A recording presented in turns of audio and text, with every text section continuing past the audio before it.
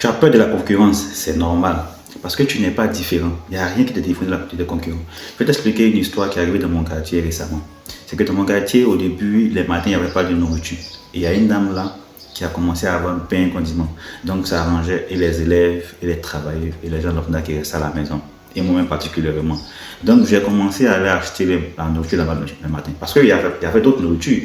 Il y avait par exemple Garba à côté, dans le placard le matin, mais il n'y avait pas quelque chose de rapide qu'on pouvait prendre, manger en se déplaçant. Okay? Donc il y avait pour ça galette aussi, mais il n'y avait pas ce genre de truc, il n'y avait pas de pain. Donc elle a commencé à vendre le pain le matin. Et moi, j'ai commencé à aller manger là-bas. Et il a commencé à avoir de l'affluence. Donc les élèves, les travailleurs, comme je disais. Et une semaine après, c'est qu'il y a une deuxième femme aussi qui a vu qu'il y avait beaucoup de personnes qui mangeaient son pain. Elle aussi, juste à côté là, elle est venue s'installer aussi. Elle a commencé à vendre pain et condiments aussi.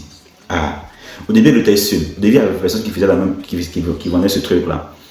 Et elle a commencé à faire ce truc. Au début, il n'y avait pas de clients. Elle a tenu sur la durée. Pendant une semaine après, ça a commencé un peu à sortir. Et pendant qu'elle est en train de vendre, avoir beaucoup de clients, il y a une dame là aussi qui vient s'installer pour vendre la même chose qu'elle.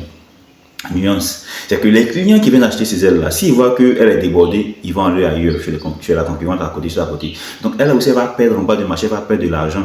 Okay. Si tu te dis que par exemple, non, Dieu va faire, Dieu qui donne client, il y a un problème. Dieu pense à tout le monde. Dieu donne des clients à tout le monde. Dieu bénit la vie de tout le monde.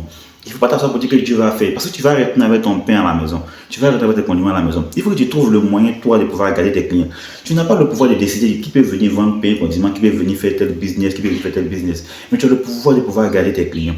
Tu as le pouvoir de pouvoir fidéliser tes clients. Tu as le pouvoir de pouvoir mettre la main sur tes clients pour dire que pour les garder, pour ne pas qu'ils partent ailleurs. C'est ça ton problème là. Il ne faut pas laisser tout dire que Dieu va faire ou bien non, ça va marcher, je crois. Oui, c'est vrai, tu crois, tu bénis pour toi. Mais chacun aussi prie pour bénir son activité.